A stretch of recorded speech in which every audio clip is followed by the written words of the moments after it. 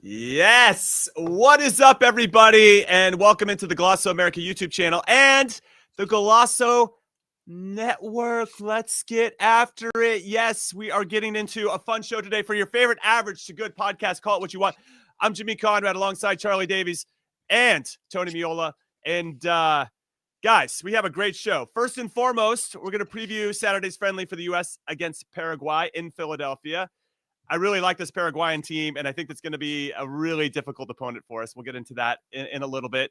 Some big changes might be afoot in MLS, including changing the calendar. What does everybody think about that?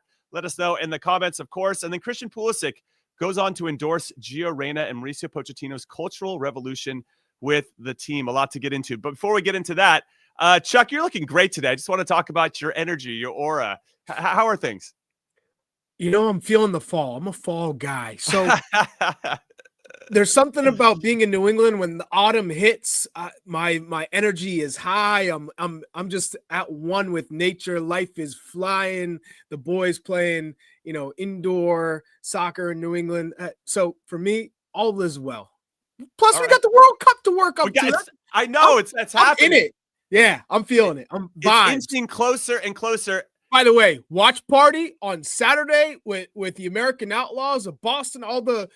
We're gonna show what the culture's like in New England on this. We'll see. This is a bit of a competition because I'm gonna be hanging out with the American Outlaws in San Francisco, and we're gonna see who brings the heat the most. So I'm encouraging all the AOSF members to come out in the surrounding areas. Let's okay, go. We'll wait and see. Now, Big Tones, I know you're coming off an appearance with Tab Ramos last night. How was it to see Tab? And obviously you're building up hype for the World Cup next summer. Yeah, a lot of great energy around the World Cup. I was at MetLife Stadium last night, of course, in the great state of New Jersey, where they're going to host the finals. And man, people are starting to get pumped around here. I don't know if in your areas what it looks like, but businesses are starting to get behind all of this now. People are excited. I think we're 260-ish days, if I'm not mistaken, away from the World Cup, which is kind of crazy, right? Where it's around the corner. And there's a lot of people excited, man. I honestly, I was talking to Tab after the event, I think I finally just got pumped for the World Cup. Last night's event was really, really cool. The moderator was really good. And I think I've hit that point right now where I'm World Cup ready. I know there's a lot of things to decide and players and rosters and all of this stuff, but I'm ready to go, man. Toads has got the fever. I know it. I love it. I can feel it as well. All right. So we are excited because there was a Paramount Plus exclusive with our very own Kate Scott, who got to sit down with Christian Pulisic. We want to run through some of his comments, and then in between each clip, we'll talk a little bit about what he had to say. Obviously, this is his first big interview after sitting down with us here at Call It What You Want. So we're very excited to see how if the narrative has changed at all with him. But let's take a look at the first clip between him and Kate. So November, you're not meeting up with the national team. Was that a request by AC Milan? Are you able to share anything about that? Yeah, I mean, speaking with the people at Milan, and but also, when I was leaving the national team, we had good conversations. I haven't come back and played yet, so I don't think it's right for me to, fly over there and try to, get my first games back with national team. When I just want to make sure I have the time now to fully care for myself and make sure that my hamstring is doing well, and allow other guys to take the place. So I think it's just the best decision for everyone right now. Too much too soon. Yeah. All right. No big surprises there. Big Tones, I'll come to you on these thoughts from Christian Pulisic. Not a big surprise. Came back, obviously came off the bench against Parma in this most recent game. I agree with Kate. I think that was a really good phrase. Too much too soon. Where are you on these comments? Yeah, look, I think I told you guys when this happened, I had already kind of conceded that Christian wasn't going to be in November camp, right? In my head, the timing didn't make sense. It would always be great to have him in camp. We know that. He's going to be an important part of this team, but I think his health is the most important part. And as he mentioned, it's kind of weird, right? If this were the World Cup, clearly he would be coming in, right? He played a couple minutes against Parma. We got to get ready to go. But we're in November, and I think Mauricio Pochettino, maybe to the angst of a lot of fans, right, over the course of his year. Plus, he's gone down this road a couple times, like working with the clubs and all of that. I've seen some clips where guys are like, man, we don't need to work with the clubs. I agree with that part. Like the national team coaches don't owe the clubs anything, and then they have a job to do. But what they do owe is something to the player that's trying to get back and trying to get fully fit. Like that part, they owe. So I'm not surprised by any of this. And Chuck, I guess what I really loved about his comment was this is an opportunity for other guys to ultimately step up. And as we mentioned in our last show, we're probably not going to have a full roster or the guys that we want starting that first game of the World Cup. That's not just us. It's all the national teams. Somebody's going to be hurt that we don't want to be hurt. And that could be Christian. And so this is a big opportunity where guys can we trust others to step up in big moments, playing the formation that we're hopefully going to continue to play. And so I wonder who's going to be that and take on that type of responsibility that Christian has really done a nice job of being the guy really consistently for us over the last few years. Yeah, I think there's no need to risk Christian Pulisic's health in the travel, in the long training days with the national team, when you're just coming back. And for him, what's most important is his health. And as much as we want him a part of the group and kind of setting the tone in terms of, what it looks like on the pitch, how important he is to the success of the U.S. men's national team moving forward, we need him healthy and getting minutes at Milan. And I think with that kind of at the forefront of things at the moment, I think both camps are doing the right thing by Christian Pulisic. So that's one. Two, every time you're not in the team, it's an opportunity for someone else. And I think for what Mauricio Pochettino has done, I think greater than any one thing in particular is making sure everyone knows under him, it's not what you did in the past, is what you do now and what you can do in the future. So he's giving everyone that opportunity to earn their place in the national team picture, whether it's a starter, whether it's coming off the bench, or being a great role player, great teammate, and being in that 26-man roster. Yeah, it's interesting that you bring up the opportunity. And every time I got called into the national team, my first thought was like, well, who's hurt? Is Eddie Pope hurt? Is CIWYW hurt? Greg Berhalter must be hurt. Corey Gibbs hurt. Carlos Bocanegra. These guys, and whatever. Danny Califf is actually, when he wasn't hurt, he went to go to Scandinavia during a January January camp.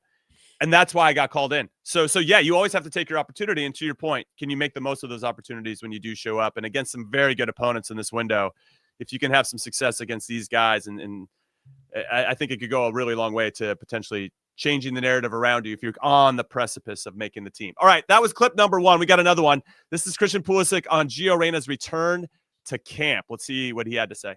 One of the people we haven't spoken about is Gio Reyna, who is called up for the November window, which is great for him. He is, I think it's fair to say, gone through a tough time in football lately. Do you have any conversations with him? Can you share kind of his state of mind or what advice you may have given him? Yeah, I mean, we don't talk a bunch, but we've had a good relationship. And I think he has had a really tough time, and kind of unfairly in a lot of ways. I feel for him. It's not difficult what we go through. Some of the injuries also he's dealt with.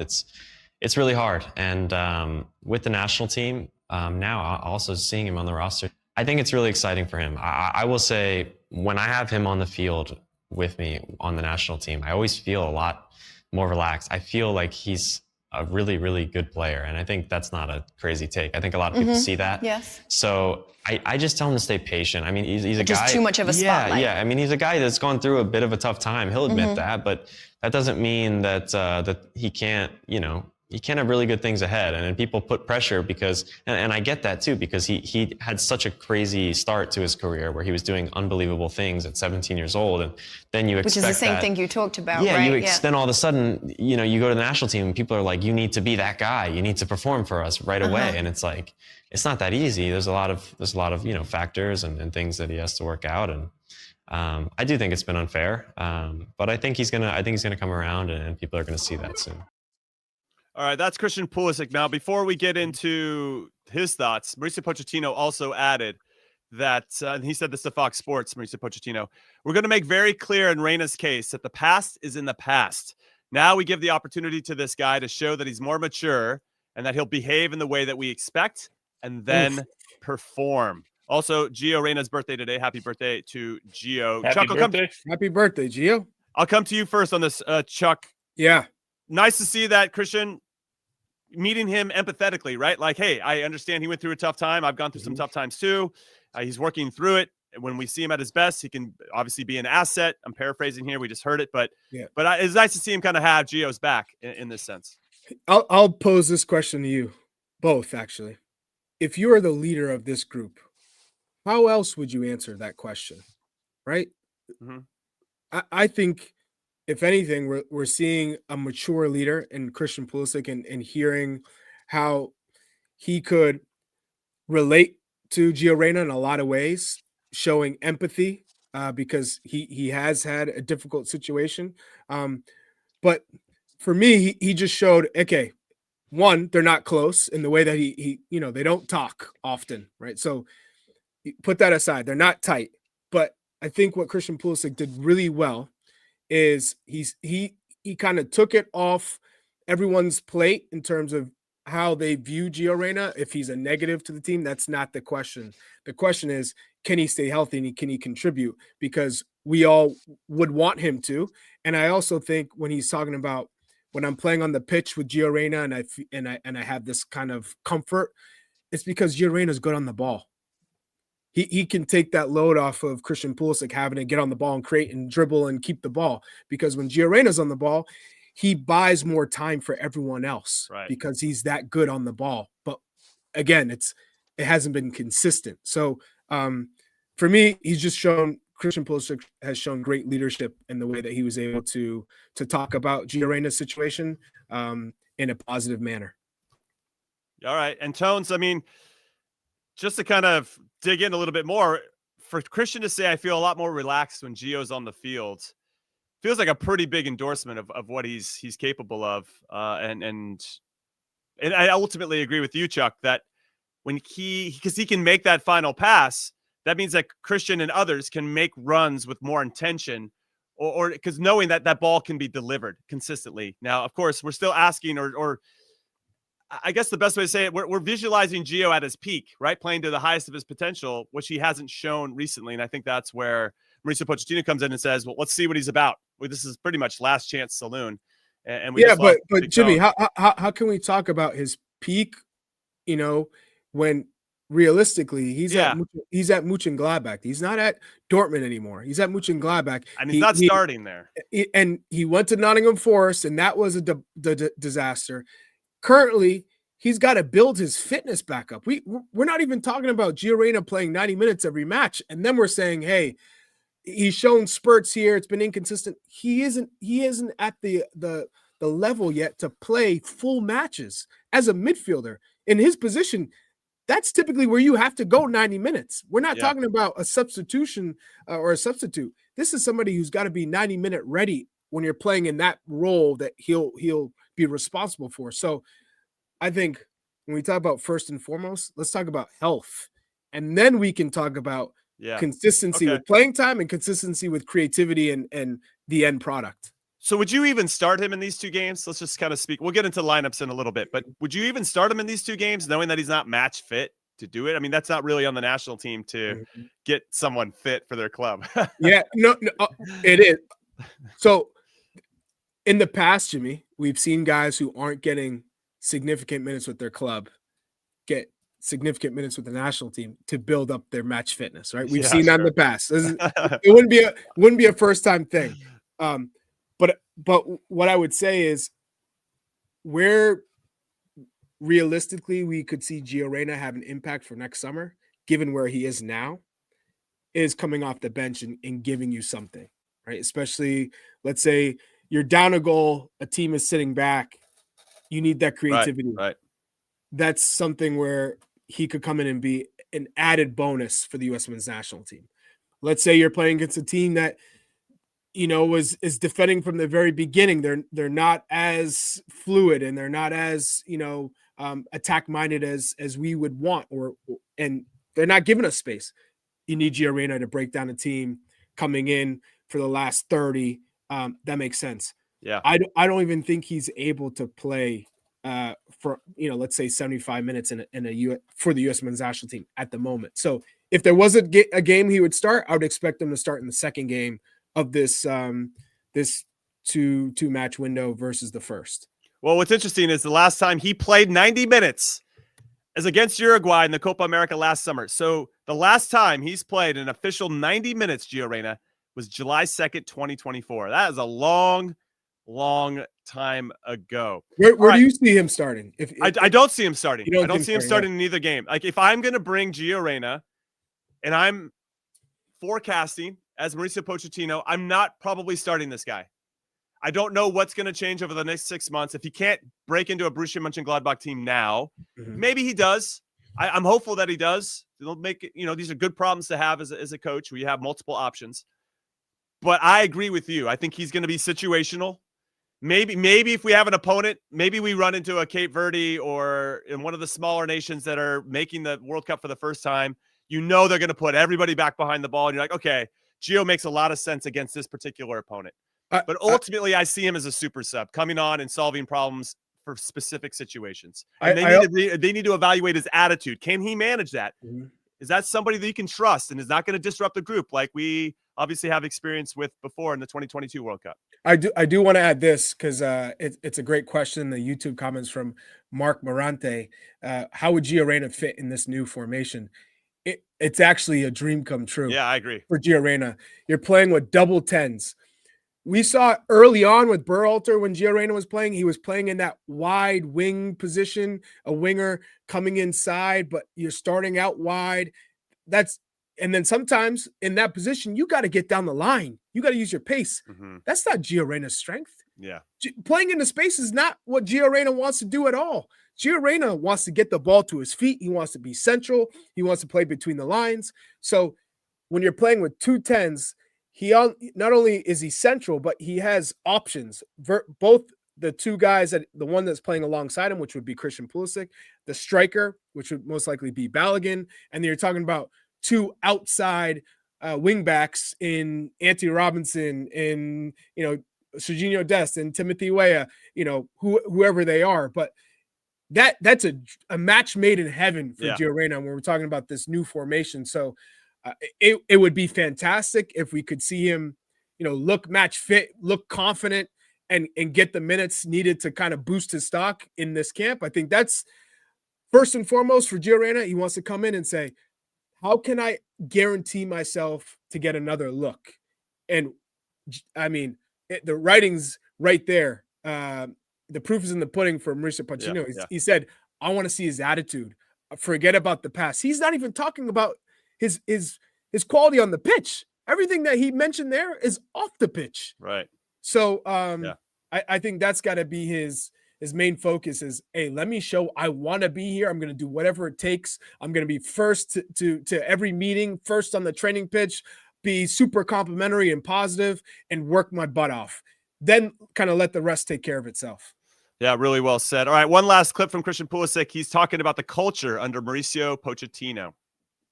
When we're in camp and leading up to games, I think he has a real focus on just the fighting spirit of the team, especially. I think kind of with the South American background too, the Argentinian is very.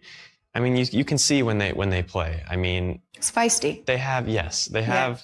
Don't get me wrong. They have the best player, potentially ever. But they have 10 other guys around them that are ready to run through a brick wall and do all those things. And I think that's kind of what he's kind of wants to instill within the team. And that fighting kind of nasty spirit. And I think that's his main focus. And do you feel like that's something that's taken hold? I think it has. I think we've, like I said, it's tough without the competitive, more competitive games to really know. But I think even in some of the friendlies we've played, I feel like the team does have a togetherness about them. And I have, like I said, I feel very positive about where we're going. All right. So that's interesting about the culture there. Big Tones, welcome back. Great to see you. Yeah, welcome back, Tones. Yeah, he must have hit the wrong button, huh? He's on mute. He's on mute. We got him. He's on mute. Look at him. He says he's not on mute. He's 100% on mute. For anybody that's new to the show, hey, Jimmy. Once a show, we get Big Tones on mute, and it happened. We're absolutely fine. Look at him. He's miming right now. Big Tones is out. Big Tones is out. Well done, Toads. So he with said, regard, it's mean, right? With regard to those comments, yeah, I mean, there's no doubt that the personality of Mauricio Pochettino and his belief in how the team should play and how they should act on and off the field is starting to permeate through the team. And I don't know if we've said this on camera, maybe I have, and I know we've talked about it off camera, Chuck, but when the World Cup shows up, these dudes are going to be ready. Like, everybody's going to be locked in and aligned. It's not even it's even before that. When the team gets announced, it is go time. And anything that happened before, anything that's going to happen after, it just doesn't matter, right? You have to focus on in the moment, how can we be the best that we're going to be? And there's so much responsibility to making sure you play well that I think this is a positive for me, that I think the guys are going to be ready to go. So it's just kind of that cutting through, trying to identify who's going to best fit. That's ultimately up to the coaching staff. But I think the guys are going to be ready to go. And I don't think the culture is going to be an issue. And so that's what I appreciate about Mauricio Pochettino. He's trying to see which guys are going to fit in best in all facets of building the team. You know what I love about this comment and this conversation in general is we, the U.S. men's national team, you and I, Jimmy, when we first came into kind of the camp and you're breaking into this bubble, this brotherhood, it was always understood that the fight almost came first. That was it. Just like Argentina, the fight that he's talking about, we had to claw, fight, scratch for everything in terms of the big matches. We knew we were not as good as most teams we were playing, especially when we're talking about a World Cup.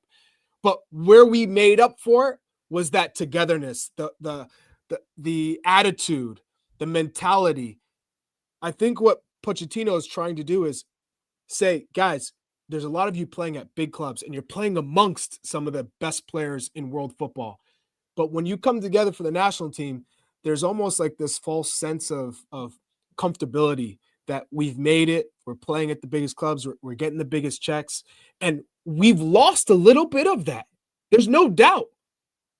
But can Pochettino bring that back? If we can get that mentality that we had, look at the 2002 World Cup, the 94 World Cup, the 2010 World Cup, 2014 World Cup. We saw those teams, those groups. You missed my World Cup. I missed yours because why'd you say 2006, dude? It was a little soft, No, word soft. You had like in the Italy game, right? In particular, okay. But if he can do that with the quality, because the quality is there. But you can't have quality and expect to win and kind of do the unimaginable if you don't have that first part. Of course. And so if they can do that, I think we will be pleasantly surprised next summer.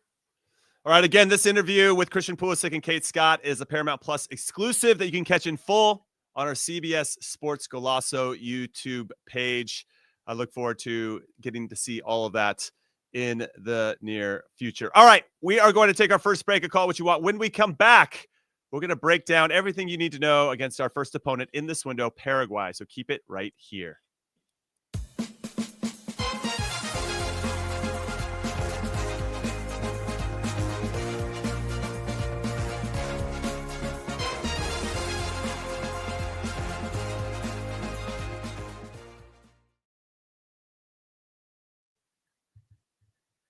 Welcome back in to Call It What You Want, your favorite average to good podcast. I'm Jimmy Conrad, also known as Conradinho, alongside Charlie Davies, also known as Check Chasing Chuck. And Big Tones, we're still waiting for his Wi-Fi to kick back on. We don't know what's happening, but there it is. Big mute. There it is. I love it. What a graphic. Big mutola. I love that. I love that. But a shout out to everybody watching us on the Golazo America YouTube channel. If you're watching us on the Golazo Network, we appreciate you. And of course, if you're listening to us on your podcast platform of choice, we appreciate you as well. We're equal opportunity appreciators over here. Okay, let's talk about Paraguay, Chuck, because this team under Argentine manager Gustavo Alfaro have been excellent over the last 13 months. Now, when he took over, they didn't look like they were going to qualify. They haven't been in the World Cup since 2010, so it's been a while. And he comes in, and he started taking scalps He took down Brazil. He beat Argentina. They had 5 wins, 5 draws, and 1 loss. They lost to Brazil 1-0, but they ended up qualifying for the World Cup. They ended up finishing 6th in CONMEBOL, and now they're back in. And what's interesting about them is that they are low scoring and everything's tight. So they only scored 14 goals in 18 qualifiers, but they only gave up 10. So they are absolutely beasts to break down. So we're playing another Ecuador defensively. So what's interesting is that Gustavo Alfaro was the manager of Ecuador in the 2022 World Cup. But then he went to Costa Rica and then he came back. What I do appreciate about him is that he's got a rich history of like helping teams, Arsenal de Sarandi, Quilmes, Tigre, of getting them out of relegation zones in Argentina. He also managed Boca Juniors. Like the guy's got a CV that's just crazy. Helping favorites stay favorites, helping underdogs punch their ticket to World Cups like he's doing with Paraguay. And they are going to be very difficult. They're one of those teams, Chuck, just so I want to emphasize this for everybody watching or listening. You do not want to play this type of team in the World Cup. And so this is going to be an excellent opportunity for us to learn how to manage these types of games where they're going to come at you. They're going to be very hard to break down. And yes, I guess Ecuador, who we just played and played well against, they're going to be very similar. And this is where I think Mauricio Pochettino's, because of his South American background, we'll kind of know what we're running into in a much more meaningful way. So I appreciate that we have both of these opponents, Paraguay and Uruguay, but they have Miguel Almiron, who plays for Atlanta United, Julio Enciso, who's a Chelsea guy, who's played at Strasbourg in France right now. But Andres Cubas, who played at Vancouver, Diego Gomez, who played at Inter Miami. That's right. So there's a number of familiar players, especially within, the MLS bubble. They've gone on or they've come back. This is going to be one of those tests where we should beat them. When we have a full strength lineup, we should beat them. This is a team that if you want to make the noise that we're talking about at a World Cup, you need to beat a team like Paraguay. I'm sorry. And I know you said, hey, you don't want to play them. No, I'd rather play a Paraguay than a France or an England, right? Or a Portugal or a Spain or Germany. So you can go down the list. So this is a team that you need to be able to beat if we're talking about the impact we'd want to see next summer. So it's a great test for this group. Okay, so Gustavo Alfaro said this: I don't want to go to the World Cup just to participate. I want to go to compete for the maximum. And what's interesting when I look at the standings of CONMEBOL, where they qualified in South America, Argentina was clear. They finished on 38 points. Ecuador, 29 points. Colombia, 28. Uruguay, 28. Brazil, 28 points. Paraguay, 28 points. I mean, that's how close that was, or at least how tight it was in that kind of middle group. So they were cutting their teeth and got some results against some big-time opponents. And I think they have a real nice belief under Gustavo Alfaro. And that's obviously something that we're chasing as well with this particular group of players. Can we get that buy-in? Can we all be playing for something bigger than us? And like I mentioned before, I don't think that's going to be a problem as the World Cup gets closer. Obviously, we're just trying to find our team. But this is going to be a team that, and from what I understand, obviously we're missing a lot of key players in this one, Chuck. But Paraguay isn't. Like we're going to be running into most of their starters. But this is a big challenge, great test. If you're telling me that a number of our starters or key players are missing in this camp, and now you're playing against a Paraguay side who's tested, who is resilient, who've done a terrific job, like you said, of beating some big opponents, and they have most of their guys. If you ever wanted to prove that you can make a difference for the U.S. in a World Cup, it's showing up in this game. Yeah. Everyone knows. No, you're right. You're right. Friendlies. This is an audition for a lot of players, whether it's to be a starter, whether it's to be a substitute, or whether it's just to make the squad. Everyone's competing for something. And for me, if Austin Trusty got a look, there's no turning back now. This is your opportunity. If you don't succeed in this camp, most likely for a lot of these guys, even if they're playing at their club, which a lot of them are, you're not going to be seen as somebody that Pochettino can trust. A guy like Gio Reyna, it probably doesn't get better because this opportunity wouldn't have come to him if everyone else was healthy, right? So I'm going to be really curious to see how this goes. All right, before we introduce our special guest that'll be joining us, we had another special guest who joined us earlier today, Austin Trusty, center back for Celtic and the U.S. men's national team and a Philadelphia Union homegrown. Very, very cool story. He joined us, and that'll be dropping on our Golasso America YouTube channel later today. So go over there and check it out. Turn on your notifications so you do not miss it right when it drops. All right, let's welcome back in our special guest to the show, Tony Meola. Big Tones, welcome back. Hey, great to see you. Man, telling you what, that was a cruel joke before. I wasn't on mute. It was someone in the back that had me on mute. I was watching it. But you guys do a great show, man. I was listening to the whole thing. You guys are awesome, man. I'm so happy. Thanks for having me on. Yeah, it's great. So Tones, a serious question. Well, semi-serious because we're always having fun here. But what do you think fans should expect when we go up against the Paraguay team? Obviously, we're not going to have all of our top dogs, but we're going to be competitive. But this Paraguay team is excellent, and they've got a clear identity of how they want to play under Gustavo Alfaro. Yeah, I heard Charlie say they're going to be another Ecuador, right? I mean, that's who they are, and that's how they had to get through qualifying, right? You look at their qualifying results, and it's you don't see high-scoring games, right? You had to win 1-0. You had a couple draws along the way. Weren't very many twos in those games, right? So that's what you're gonna be dealt with. But I'm with Charlie. The expectation for this one, Uruguay, different proposition, right? But the expectation is there are some guys, you mentioned Austin Trusty, you guys mentioned Claudio Reyna. There are some guys that have like a real opportunity. And I would imagine if we're on that coaching staff, if it's the three of us and we're looking at this and we get guys that are playing at their clubs but come here and don't perform against the likes of a Paraguay, then you start to question if they're worth something to you at this World Cup coming up, right? With all with the lack of opportunities, if you will, that there are between now and June of 26. So this is an important chance for a few players like the Joe Scalli's of the world, the guys that have kind of been the outside looking in. This is really, really important for the other guys. I'm going to throw Sergiño Dest into that conversation too, because I don't know that Pochettino is completely sold yet on Sergiño Dest, right? I get the sense that I don't have any idea. I'm just looking at how he plays him, when he's used him, when he's been available. Of course, he was hurt for a long time. I don't know that Pochettino and his staff have a full sort of resume yet for them on Sergiño Dest. So I'll throw him into that category. For other guys, you're just hoping, if you're a national team manager, you're just hoping that the thoughts you had coming into this camp, you leave them knowing that, okay, I've trusted Diego Luna, I think, has played the most games, right, under Pochettino so far. I've trusted Diego Luna. I want to continue to trust him after that. So guys like that, that's their mission. Matt Freese is one of those guys. He's our guy, so I want to trust him again. That's if I'm a fan, that's what I'm looking at and expecting in this camp. Yeah, I agree. Those are great thoughts. Max Arston jumps to mind too as another player who's been trusted a lot, and can he maintain that trust? All right, so let's get into it. It's a nice segue since we're talking about players into which formation we think he's going to play.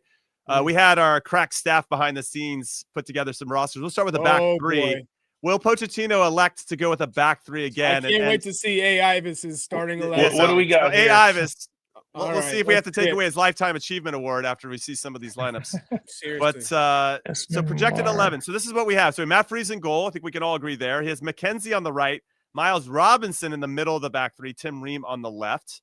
You have Arvston on the left and Dest on the right for your wing backs. At the bottom of the square in midfield, you have Aiden Morris and Tanner Tessman, Diego Luna and Brendan Aronson is the top 10, so the top of the box, and then Balogun up top. Chuck, I can already see you squirming a little bit. Were any changes you make to this? Well, first I want to say, Ivis, this is probably as close as you're going to get to pretty spot on. So respect, because I'm not going to pick this apart. The only thing I'm going to look at is, if I'm looking at Miles Robinson as the center piece here in the back three, he's really vying for that right center back spot at the moment because Chris Richards is going to be the center back. So I think he's not going to move him to the spot that he's fighting for and getting comfortable with. So I think Miles Robinson will play that right center back. Tim Ream seems like that's where he's going to be played, in that left center back spot. So I think Mark McKenzie will probably be in that center of the back three.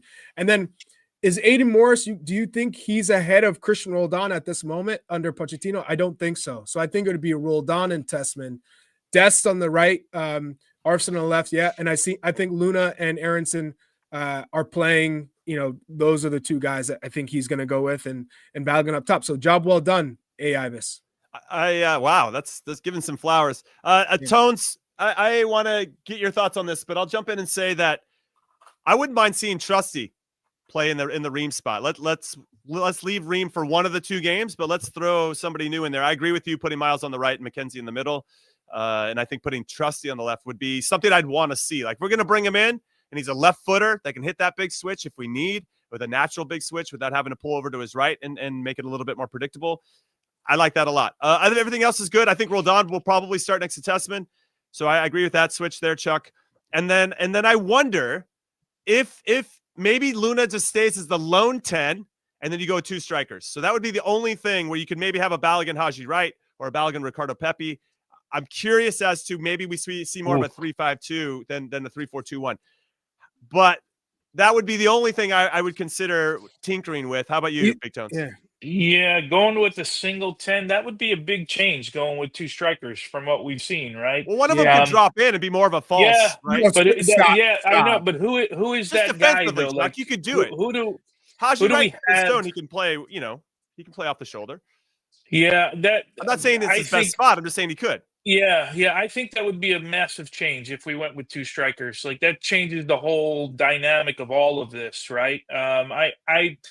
I would be really surprised. But if there is one change for me, the Roldan one is the one that sticks out. I think Roldan is probably, like you guys said, ahead of Aiden Morris in this formation in Pochettino and his staff's mind right now. Okay. All right. So we also have a back 4 projected lineup. Let's get that up. And it's a 4-4-2. No. 4-4-2. No. I'll read it out. Matt Freese in goal. Dest on the left, so he's the left back. Tim Ream and McKenzie as the center backs. Freeman as the right back.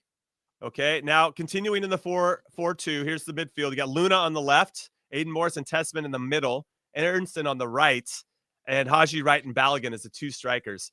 Yeah, I don't really like the way this one feels, Chuck. Right? I don't really like the way. Don't come to me. Don't even come to me. Yeah. Okay, go to Tones. Go to Tones. Go ahead, Meola, because I'll pick this the other one back up. Yeah. I don't think we can go to a 4. Yeah. This feels clunky to me. This feels like a clunky lineup.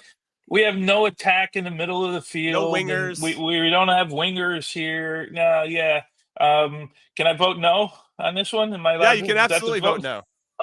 I'm voting no, but I do want to hear what Charlie has to say, because I feel like it's going to be more than a no vote. No, Chuck wants to get a flamethrower out and just burn this graphic down. Yeah, I do. I think now he's trying to troll me. I went from giving this guy a compliment to now he's trying to really piss me off. How can you have Pepe and Camp and you're gonna go with Wright and Balogun?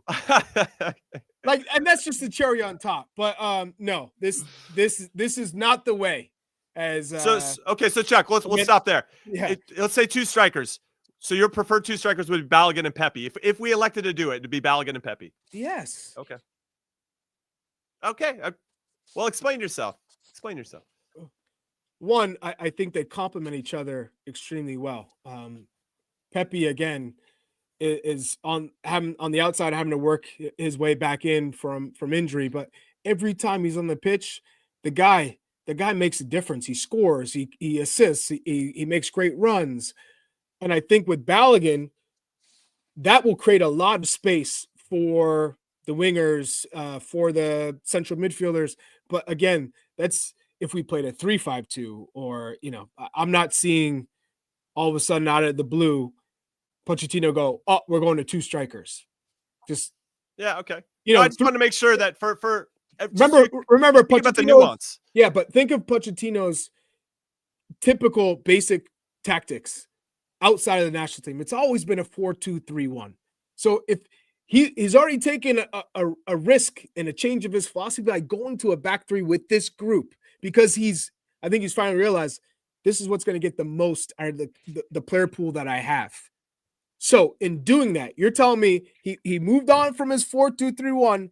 He made this adjustment, and now he's going to go scrap, and go to a 2-striker system? No, it's not it. It's not happening. I don't know. But if we do a 2 strikers, I would say I'd rather see it obviously in a 3-5-2. Yeah. And in the responsibilities, ultimately, this is where the crux of it, I think, comes, Tones. It's almost off the ball. To your point, Chuck, how do the 2 strikers contrast? Somebody's got to give us depth. So who's going to be tasked with that? It could be situational, but if there's one player that we're asking to do that more than the other, who's going to drop into this pocket between the lines and impact the game there? How do they work with the other 10? I mean, there's all these types of questions. And then what are the triggers? What are the cues to win the ball back and where based on the situation? So there's all these little details that you only find out by rolling it out there and seeing. But it would be nice to know if we're capable of this. This is what these friendlies are for. If we're going to still be experimental, you need an attacking player in the middle of the field. I mean, I wish my internet went out when that 4-4-2 came up on the screen. Yeah, I wish that's when my internet crashed because my stomach got like I was hurting a little bit. Tony went like this. Because there's no but when you talk about playing 2 strikers but 1 underneath, you're really playing a 4-4-1-1, right? Yeah, so we may as well put like a creative player underneath the forward and do it that way. Because when I look at that lineup, there's no creation in the middle of the field, and then topped with no wingers. And then my stomach gets all knotted up, and I'm praying that my internet crashes again. But yeah, look, I think the only way we ever really see 2 strikers is if we're dominating a game and we're pumping balls in the box, and someone comes off. We've seen it under Pochettino, right? He's gone for a little bit, right? Damian Downs and who was it? And Ajiman in Gold Cup. He did it at the end of games, so we've seen a little bit of it, but it's more at end of games. I don't see it as a formation that he uses. And to build off of that, Tony, you don't try a new formation with not even your first choice guys. These are a lot of guys who are trying to make an impact, and all of a sudden you're saying, hey, this is a system that the blueprint that we've established. Now we're going to go outside of that and play you guys in different positions and kind of throw you out. What is that going to do in a formation that you're not going to be playing come March, come the summer? So to your point, you're looking at that left side. Diego Luna comes inside. Dest comes inside. The team's completely unbalanced. Aronson inside. So we know that Aronson, you're not going to get much of him in that right midfield role. But in this dual 10 role, I think his movement actually helps him in that way of creating space for himself and others, because he's super busy. But he's not a creative playmaker. But he's somebody who can be impactful on counter press, on making runs out of midfield and behind. If Balogun checks in, he's not afraid to make that run in behind. So I think that 4-4-2, let's never see it again. Yeah, I don't want to see the 4-4-2, but there's something about the 2 strikers that I'd be interested in. Mm-hmm. As we know, we've all been through some coaching courses. You got to meet your players where they are. And in this particular camp, we don't have wingers. We have more striker. All of our strikers are fit. And maybe we're lacking a little bit of that in the 10 space because of certain injuries. Okay, if we have to meet this camp where they are, maybe it's worth trying. But ultimately, I agree with you. I don't know if it would work. I like the 3-4-2-1. I don't want to get away from that. I'm just curious as to what he elects to do. All right, here's our favorite part of this game on Saturday, which kicks off at 5 p.m. Eastern, is that we are doing a watch-along with the people. Chuck is going to be in Boston at the Banshee Pub at 934 Dorchester Avenue in Boston. And I'm going to be at McTeague's Saloon, 1237 Polk Street in San Francisco. So AO Boston, AOSF going to be battling it out to see who can bring the heat, the hype the most. Also, if we have any YOs, any of my friends that are supporters of Paraguay or from Paraguay, come hang out with us as well. We want to have a little contrast in the fans. Where my YOs at, that's what we want to have to check out. But it should be a great game. Bring your car, bring your family. We're down in Dorchester. All right? Yeah, Dorchester. That's where you need to go hang out with AO The Boston. Departed. Watch the movie The Departed. You'll get a good understanding of it all. Come hang out with me at McTeague's. It should be a lot of fun. The game that kicks off at 5 p.m. Eastern, 2 p.m.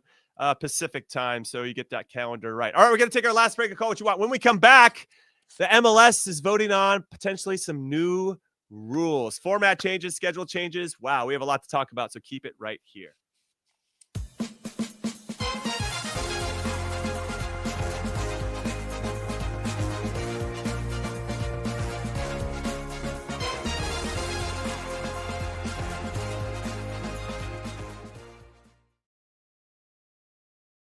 Welcome back into the stretch run of Call It What You Want. I'm Conrad Dino alongside Chuck, Chase, and Chuck and Big Tones.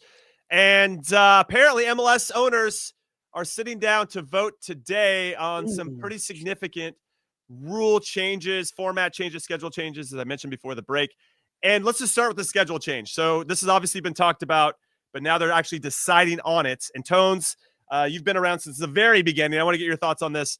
The plan is for the MLS regular season now to span from mid to late July or August and go all the way to April, with playoffs staged in May. The league would take a winter break in December and January. I think what they're saying now is that it would be like the second week of December, and then you'd pick it up again maybe mid-February. So that's a 2-month break, and I wonder what they're doing in that break per se, but that's a different conversation. Do you just like this change? It's aligned with the rest of the world? Because it seems like all the sporting directors absolutely love it, because now they can be part of the transfer window in a much more meaningful way. Yeah, there's a couple things, right? You start preseason. I've had multiple conversations with managers about this over the last year. They like the idea that the preseason, they'll be able to get their 5 games in. They talked about regionalizing and being able to be in a lot of the markets, right? Because you're doing it in August instead of sometimes in the winter months. So not all of them have to travel all over the country. Obviously, the MLS Cup will be played in what we think is good weather. Of course, you could have a thunderstorm on any day. The winter months is everybody's concern, right? Is the concern for people. Minnesota, what does it look like? Some of these stadiums are going to be talked about putting covers on their putting roofs in their stadiums, right? It's not going to happen to all of them, but that's what they're discussing right now, what the cost is to do that. And then they'll move some of those games down south. So I love it, but from a sporting director standpoint, you get to play in the market that you want to play in, right? The summer transfer window is the big window, and then the winter transfer window is the smaller window. It's been reversed for MLS for a long time, which has meant that MLS GMs and owners that have wanted to spend money have lost out on so many players over the years because they don't want to come at that time of the year. So that's the biggest part of it. There's logistics to be worked out, but I think they can get over those. Yeah, I mean, one of the things that we have an issue with, Chuck, right, is that, let's say Vancouver and LAFC, they finished their games on November 1st or 2nd, and now they're not playing their game 3 weeks later. It's just crazy because we have to pause for the international break. We would lose all of that, which I think is going to be incredibly healthy for the praise Jesus. Yes. Now I think what's interesting is, the northern cities are going to have some issues with it, but I do think you could work the schedule a little bit to alleviate some of those concerns. You could get some of those games in warmer climates, and then obviously flip it when it's nicer in the northern cities. I know that didn't the U.S. play in Minnesota's covered stadium where the NFL plays? Maybe there's like little stopgap areas you can potential short-term solutions, obviously, until you think of something bigger long-term. But yeah, so I wonder if there's ways you can tap dance around that. Chuck, there's so much to talk about this, and obviously we'll get into it more in depth if it actually gets ruled upon. So obviously we're speculating here, but hopeful. But there's also a talk about realigning the conferences. So you, instead of having 2 conferences, Western and Eastern, you'd have 6 divisions of 5 teams, or 5 divisions of 6 teams. I think that's what it is. Where are you on that? And I find it interesting that essentially what you would do is you'd be in let's say it's the West. So let's say it's New England. You got the Rebs. Yeah. You got Montreal. You got Toronto. You got both New Yorks. You got Philly. So it's 6. Right? Yeah. 6. DC is going to be. They should be in that one, but they're probably not going to be. And so, but so you play everybody twice in your own your own division, and then you play everybody else once, which I think does add up to 34 games, which is really the current slate for MLS in regular season. Do you like this this realignment? Do you like where they're going with this? What's the benefit to that? What's the benefit for that? I don't like that. Travel? I don't know. I don't like that. Well, if you win your division, you make the playoffs. This is, and then I don't know what happens for the basically, you're telling me this is NFL. Yeah, it's like NFL. AFC North, AFC South. That's what we're looking at. It's like NFL, and then if you're the top of your division, versus you're the wild card. I think we just got to keep it as simple as possible, and keep the single table Eastern Conference and single table Western Conference. Yeah, I'm interested about this one too, because apparently this has been reported on in the Athletic. So I think Paul Tenorio and Tom Bogert are friends of the show are talking about this. But they also said that the owners are currently still finalizing changes to the postseason format, which we hope that No they way. will. Really? Several formats have been It's every year. Well, here's the interesting one Yeah, about every year the format changes in some capacity. Well, so here's the Australian Football League. Apparently, the higher seeds in the playoffs, they play a qualifying game against each other. If they lose that game, it doesn't mean they're out of the playoffs. It just means that they play the lower seed. If you win it, Oh no, I'm not What? having that either. yeah. Which gives listen, it's against each other. These are qualifying games, which gives these higher seeds a second game against lower seeds if they lose the first match, while lower seeded teams play elimination games from the start. I don't know. No, that's just. Well, isn't that apparently just- people love it. Man. So I think that would just be there'd be a indoctrination or a getting used to this period. I mean, we're still trying to figure out how soccer is going to work best in this, but I do think the calendar is the way to go first and foremost. Jimmy, if we're trying to be more like the rest of the world, why would we go backwards and then go in these different directions? I don't know. You know what I'm saying? It's like MLS has done so much to be different than other leagues and how it's viewed, how it's played. You know, when Tony Meola was the ultimate shot stopper in the MLS shootout, you got what 6 seconds, 7 seconds to dribble from 35 yards. I like that. We should bring it back, frankly. Yeah. But But I love Tony, that, by the way. were you ever beaten that? Yeah, Coach yeah. got I was chipped every beating once in that a while. one. Not in penalty kicks, but in that I was Not in beaten, politics, yeah. but you have been beaten that. So we went from that to where we are today and everywhere in between. And now you're telling me, hey, let's go back and do some crazy wild. No, let's simplify it. We'll see what happens. Well, yes, I Jimmy, think the you single had me table. a calendar change, man. You had me That's a it. calendar change. The rest everything of you else- lost me. Yeah. All right, Yeah. that's fair. By the way, That's you said, what are we going to do with that big gap? MLS is back tournament, baby. fair. Everybody in That's Orlando. Everybody in Orlando that's for the a month. fear, right? That's the fear. What do we do? Like the first change before we get there, you're going to have a long stretch where you don't have games. So they got to figure that part out. Yeah, it's going to be interesting. All right, last thing here before we let everybody go. We appreciate everybody's support as always. Score predictions: U.S. versus Paraguay. Chuck, putting you on the hot seat first. How do you think this is going to go? What's the score going to be? 1-1 U.S. Paraguay. Okay. Killed me, Chuck. I got can't 1-1, do that now. I was going to go 1-1. We nailed I'm our gonna 1-1 with Ecuador, I think, last time. I'm going to right? go. Yeah, I'm going to go 2-1 then U.S. That's a I- lot of yeah. goals against a Paraguay team that gave up only 10 in qualifying in Yeah. 18 games. Of course, they've only won Yeah. one of the last 5 in friendlies and all that taken into consideration. I think this is going to be tight. I think it's going to be 1-0. And I'm going to go U.S., of course. 1-0 U.S. Let's go, baby. All right, that's it. We're calling it a show. Thank you so much for hanging out with us. As always, the Glosso America YouTube channel, Glosso Network, your podcast platform of choice. We really appreciate your support as always. Reminder, Saturday, come join us if you live in Boston or San Francisco or in those areas. Oh, Come hang out with us. We'd really appreciate it. And we'll have a live watch along here on the Glosso America YouTube channel. Should be a lot of fun if you can't be in those markets. And that's it. We're out. Thanks for hanging out with us. See ya later. Go US.